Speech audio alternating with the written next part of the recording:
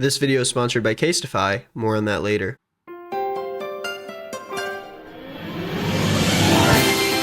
Hi, happy Monday and happy Halloween. Yeah, I went shopping pretty late for a Halloween costume, so I wanna play a game. Leave me alone! Dude, yeah, they got minions in this game. Go, go. It's like the Incredibles. Get off, get off, get off! This sucks. And now I want to talk about horror movies. Horror is my favorite movie genre, despite the fact that most scary movies I end up watching are horrible. All right, relax, cool it with the booming. Stop. Last year, I made a Halloween video about this horror subgenre of inanimate objects coming to life. You're talking about cars, elevators, pants. You know the deal. You should go watch the video if you never did. Go watch it. But through all the shit I've watched over the years in the horror genre, I found one specific horror trope to be particularly funny to me. And it's mostly just because they keep on making movies about it over and over again, and I'm kind of tired of seeing it. I like to call this horror trope, we're gonna play a game, but if you die in the game, you die in real life. Ooh. I could also talk about how this is kind of like a precursor to the very popular Netflix TV show Squid Game, but this is not the year 2021, so I'm gonna try to refrain from using that term for the rest of the video. Like, imagine this, okay? You're playing spin the bottle with your friends, cute, sexy, and you spin the bottle. But all of a sudden, there's a demon that possesses the bottle, and whoever the bottle lands on, they're gonna kill that person.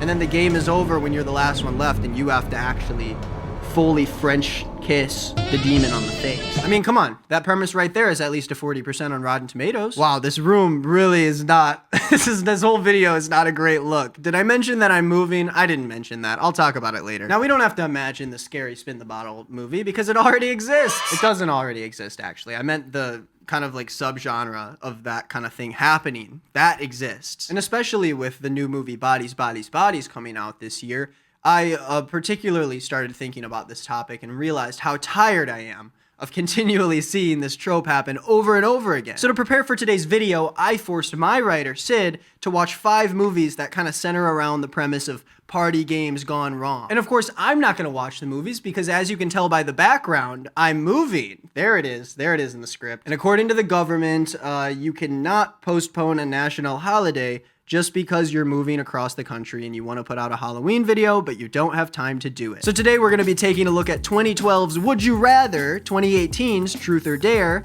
2019's Ready or Not and Escape Room, and the movie from this year, 2022's Bodies, Bodies, Bodies. We're going to be going through different phases of each movie. We're going to talk about the rules, the stakes of the game, the loopholes to get out of the game. And at the end of the video, I'm going to tell you if each movie is lame or if I'm game.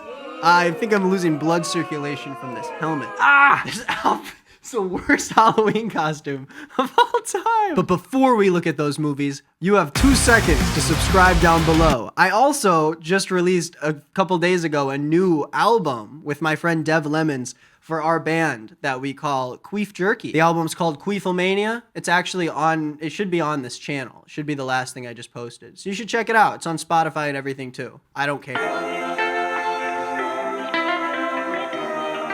In case you guys are like me and you're not fully familiar with these 5 wonderful films, let me do like a little bit of a speed run on what they're about. Would You Rather is about a down on her luck woman named Iris, whose brother is even more down on his luck by having cancer. After being denied multiple jobs for seemingly no reason whatsoever, Iris's brother's doctor introduces her to a mysterious mustachioed millionaire who likes to throw his pistachio shells on the couch like a lunatic. And I watched this scene over and over again, and I just could not come to any sort of understanding as to why this guy was putting his pistachio shells next to him on the couch and not on the table where the bowl of pistachios are. Why? What are you doing, man? Do you get rich and just suddenly forget that people usually have a second bowl for pistachio shells?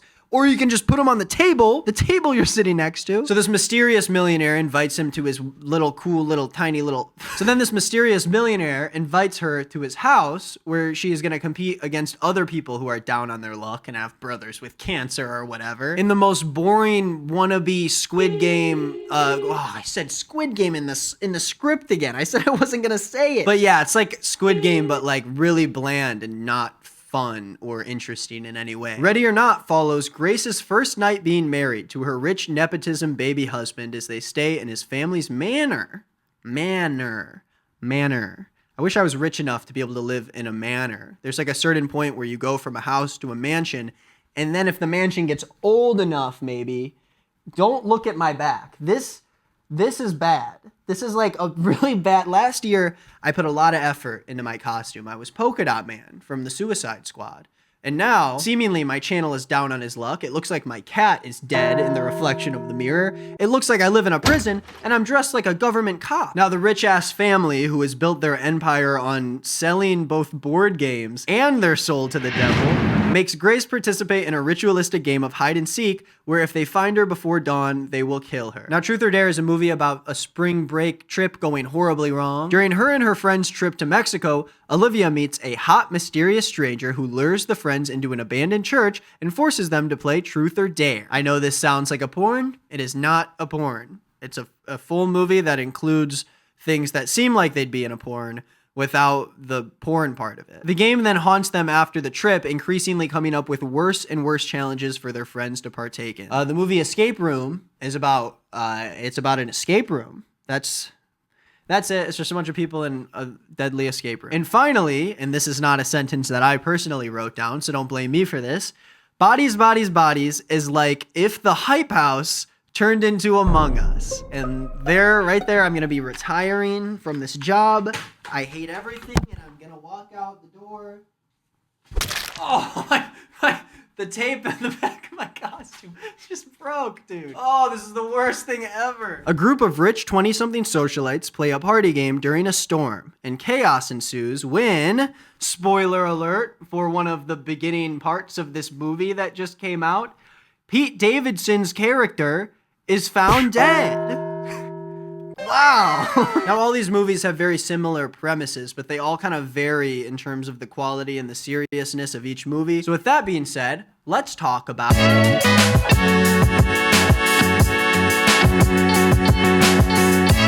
Now, like I said, most of these movies are pretty much the same premise, but each one has specific nuances to the rules. You know nuance? You guys know about nuance? Why am I holding the mic like this? And obviously for the rest of this video, there will be massive spoilers for these 5 silly little movies. So don't watch if you don't want to know. Okay? Go do something else.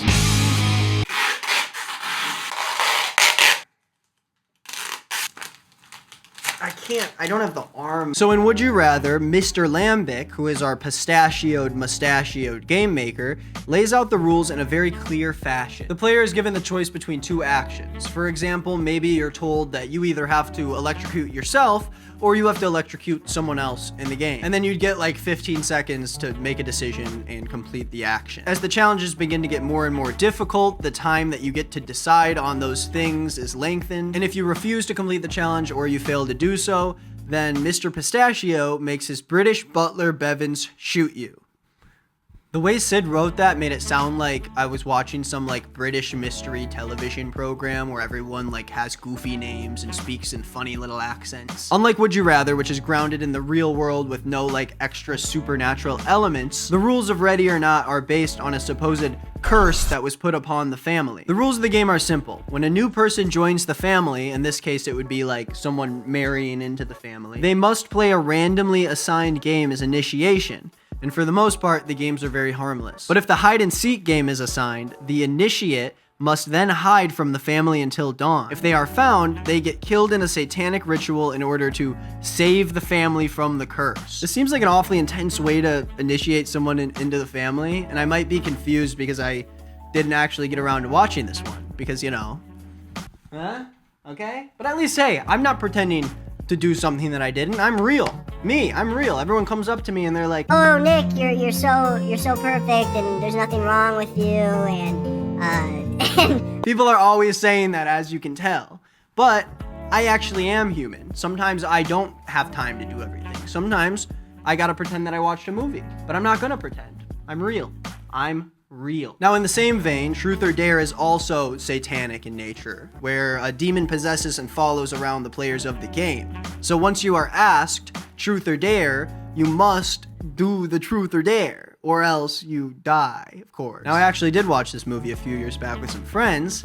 And I don't remember that much of it, but I do remember that I didn't like it and I made fun of it a lot. Now anyways, if 2 people choose truth in a row, then the next person has to choose dare. That's the demon rules. Those are the little ghost rules. I don't know why, like, in these horror movies, there's always such specific rules for these ghosts or demons or ghouls or goblins or whatever. I guess I always assumed that demons were, like, in the business of just killing and possessing folks, but I guess it'd be fair to say that it would get stale just, like, hitting it raw after a certain amount of time. I wish I could say that I didn't write that line in the script about hitting it raw, but I really couldn't figure out a good term for the exact thing that I was feeling, right? Is it normal for like the narrator of a YouTube video to constantly talk about the script that he's reading off of for the video? Maybe it's the fact that other commentary channels don't really have someone help them with writing, but I think it's kind of funny that for YouTube videos, there's not really like quality control or rules to how you do things. And I can constantly just break the script and talk about it. It's like a fourth wall break in a sense, except for the fact that in the video, I'm talking to the audience, so I don't know if that technically counts as a fourth wall break. That's like if you were sitting back and watching the TV show Friends, and Joey busts in the door and he says, "Hey, I'm Joey, guys. I forgot my script." I don't know. I haven't seen Friends. I don't know why I chose that as the reference media for my analogous joke, but there we are. You think this video's a mess? You think I'm unprofessional? You think I should quit? Oh my gosh, my arms. I'm like losing circulation in my arms from this. Hold on. I think if I just make an incision here. Okay, I think that's better. Let's get back to the video, okay? As the game progresses, the truths are designed to bring out your worst secrets, and the dares are sort of designed to do these like unspeakable acts against the people you love. Or the people that you go on spring break with, I guess. And then the game ends when everyone is dead. Escape Room, on the other hand, isn't supernatural at all, unless you find rich assholes to be demonic, which I sure do, because I'm a good person. Basically, once you enter the escape room, you have to complete some puzzle before the timer goes out, and if the timer goes out before you get to complete the puzzle, then you die. Again, this is kind of like a Squid Game lookalike. Damn it, I keep saying it. You guys kind of get the idea. And Bodies, Bodies, Bodies is another pretty simple another pretty basic non-demonic game. It's like Among Us. A killer is chosen by pulling pieces of paper, and then they kill each other by tapping them on the shoulder, and then you have to play dead, and then someone has to find you, and then you have to yell bodies, bodies, bodies, and then you do a meeting and try to figure out who the killer is. Like that classic game, Among Us. Hold on. Good idea alert. Someone has got to make an Among Us movie. I gotta make a call. All right, let's take a second to talk about the sponsor for today's video, Casetify. Oh, you're scared because of all the ghouls and the goblins running around on Halloween night? Well, you should be scared because you have no way to publicly talk about your interests in the form of a phone case to your friend. But luckily, with my friends at Casetify, I have a perfect solution for you. I've partnered with my favorite artists, Day Off Limited, to create a Nick is Not Green phone case. It's got 3 different colorways and a bunch of cool references to my channel with a bunch of my friends. Casetify's Impact and Ultra Impact cases are made from 65% recyclable and plant-based materials, so you know your phone cases are coming from a good place. Casetify also has brand new EcoShock technology that protects your phone from drops of up to 11.5 feet, and I'll freaking prove it with a drop test.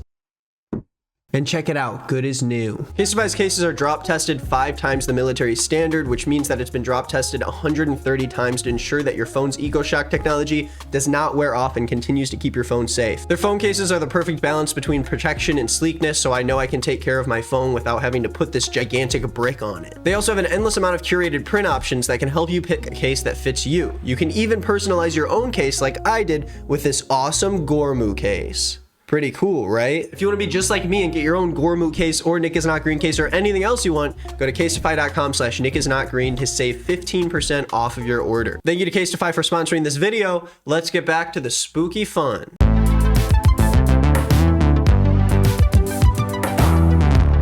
Now, as you've probably gathered from this point, these games, they're pretty deadly. I mean, not for me. Obviously, most of this stuff would just be a cakewalk for me. I could easily take a razor to the eye if you needed me to. But for these losers and these movies, there are some pretty intense stakes. Now, in Would You Rather, Iris is drawn to this weird, mysterious dinner party in order to win money so she could pay for her sick brother's surgery. And obviously, she doesn't really know what she's signing up for, but I feel like things need to be really dire in order to accept a creepy dinner invitation from some freak who's eating pistachios on the couch and throwing the shells on the side of the couch. Like, you can either do two things. You can either have a bowl dedicated to the shells that you put the shells in, or you can just put the shells next to the bowl on the table. But why are you sitting on a couch and throwing the shells next to you on the couch? It doesn't make any sense, dude. Why? Like, it's not even an interesting character trait. I feel like they just did it to be like, whoa, this guy's weird. It's not weird. It's stupid. It's a stupid thing to do. Now, unlike some of the other movies, Ready or Not actually had pretty simple stakes. Grace's in-laws believed that this terrible curse would besiege their family if they did not find and kill Grace as a part of their satanic ritual before dawn. But it kind of feels like a terrible curse has already besieged your family if you're forced to kill a relative of yours for a game of hide and seek. But what do I know? I didn't watch the movie. For this funny family, the stakes are just as high as they are for our main character, Grace. For Olivia and her friends in Truth or Dare, the stakes don't really seem that dire at first. But once the game reveals itself to be evil, you know, the game is like, oh, you're gonna die if you lose. Then the friends start risking outing their biggest secrets. Like, one of the friends told their friend's dad that he would be better off dead just hours before he killed himself. I told him that you'd be better off if you were dead. Marky, I am so sorry. Oh yeah, I think that's a pretty big yikes from me. Oh yeah, they also start like committing crimes with very real consequences. Like murdering each other, for example. The stakes did feel really dire in this movie, even with the truths that they had to reveal during it, so it was pretty easy to feel for the characters and feel the tension of the game. Now in Escape Room, the stakes were made very clear that if you don't complete the challenge, then you die. But the participants weren't aware of the fact that only one of them could leave alive, and they kind of just thought that they all had to complete the challenges to win the end of the game. Kind of like that game, that Netflix show, Squid Game. But the funniest one out of all of these is the fact that Bodies, Bodies, Bodies has virtually no stakes at all. The actual part of the game is just if you get tapped on the back, you have to pretend like you're dead and then you're out of the game. But it's when they find Pete Davidson's character dead is when the tension is actually heightened, and the game of Bodies, Bodies, Bodies is basically over after that. However, no one actually knows if the deaths that are happening are linked to the game, and so there's this big maybe that is sort of draped over the plot about whether or not the game has an effect on the actual deaths of everybody. In the end, as we'll see, the story isn't really about the actual game, but it's just about the mistrust that all these friends have with each other. But like every good horror movie, there's always a...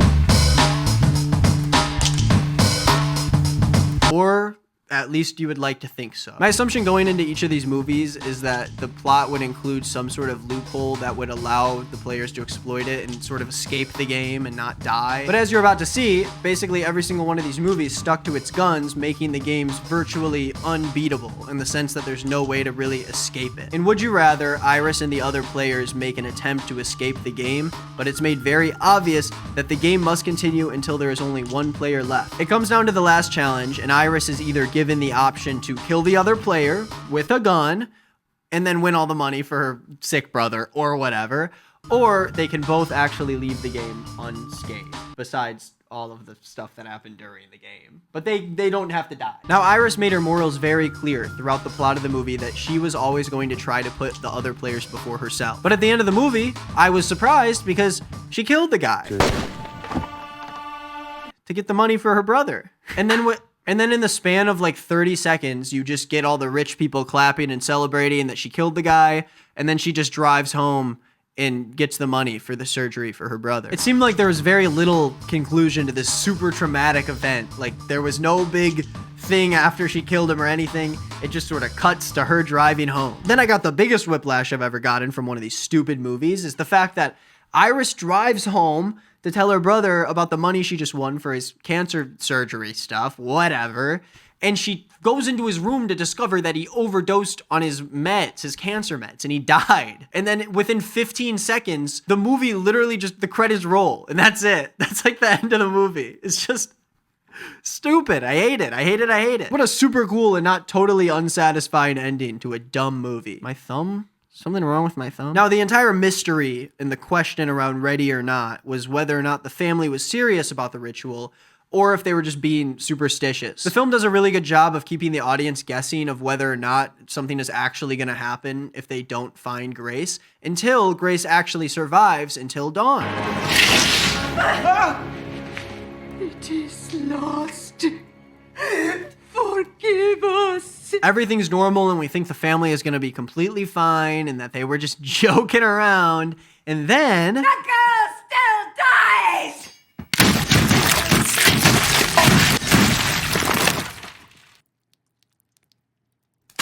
Now, Truth or Dare actually does have a loophole, or at least like a way to beat the game. The person who let the curse loose must say a spell and cut out their tongue in the abandoned church that the game started in. However, the loophole only works if the person is alive still who started the game, and that person is not alive. So Olivia and her best friend scramble to try to figure out a way to get out of the game or stay alive because they're the last two people in the game. So naturally, Olivia, who is a YouTuber, sorry I forgot to mention that, really big part of the plot that I kind of left out, she decides to vlog from the church. And she uploads a video explaining the game to her thousands of followers. So then as the last line of the movie, she asks them, truth or dare? I'm so sorry, but I have to ask you, truth or dare?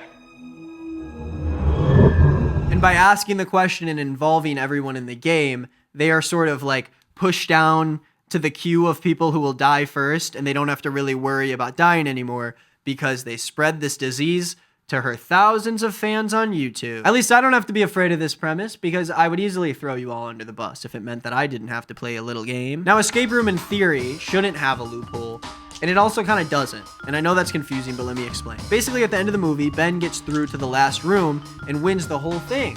But the game maker of the entire project tells him that he's still gonna kill him anyways, which is super lame, pretty scummy, and really not chill at all. But our protagonist, Zoe, played dead, and she escapes, and then they both end up killing the game maker, and then they get out of the game. Although they really don't end up beating the company that runs the game because there's a sequel, so they do weasel their way out of it at first. I have a hard time deciding if this is really a loophole since the game wasn't actually beaten, but I still think it counts because two of the players made it out of the game alive by the end of the movie.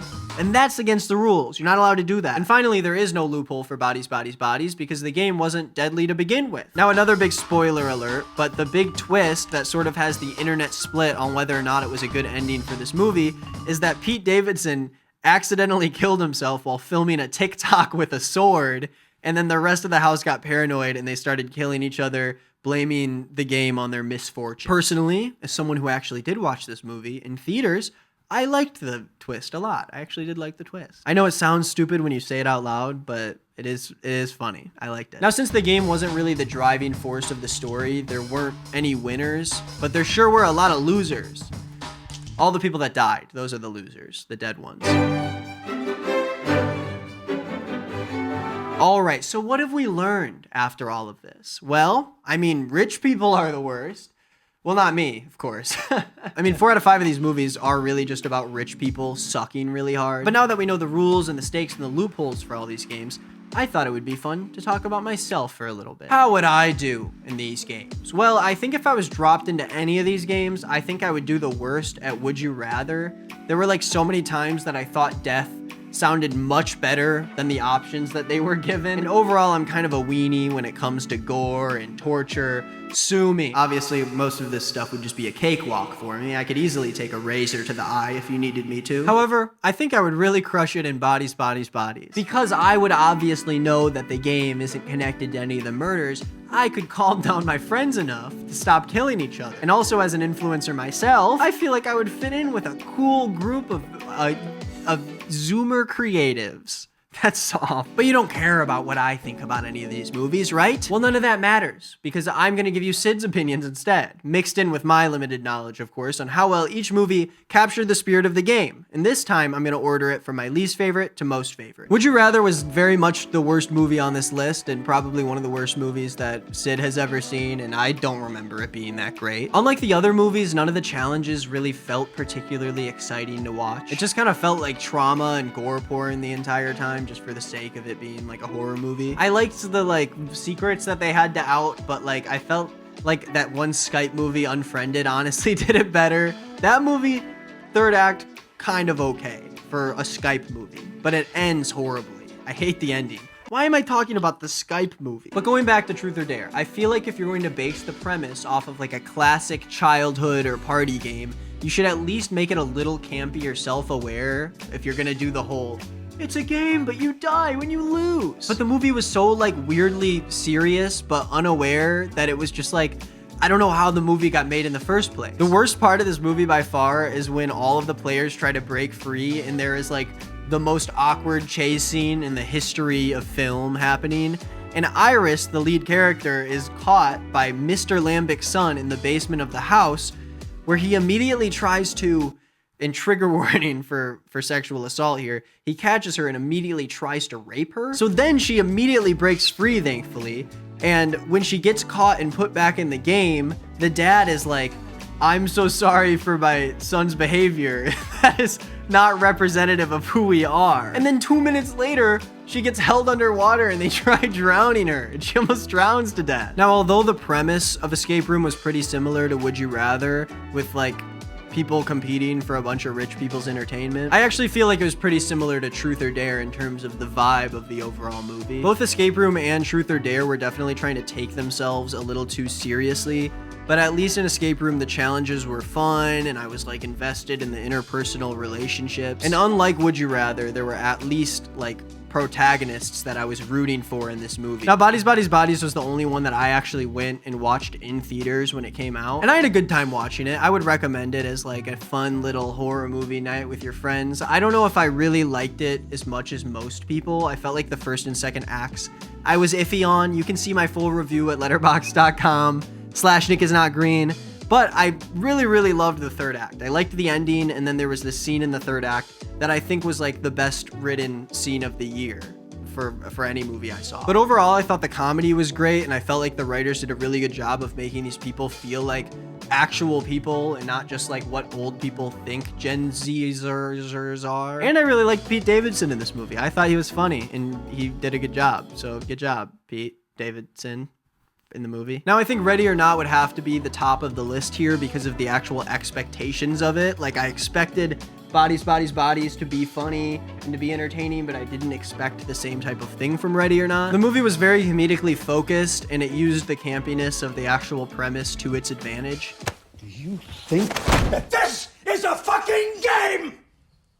Yes.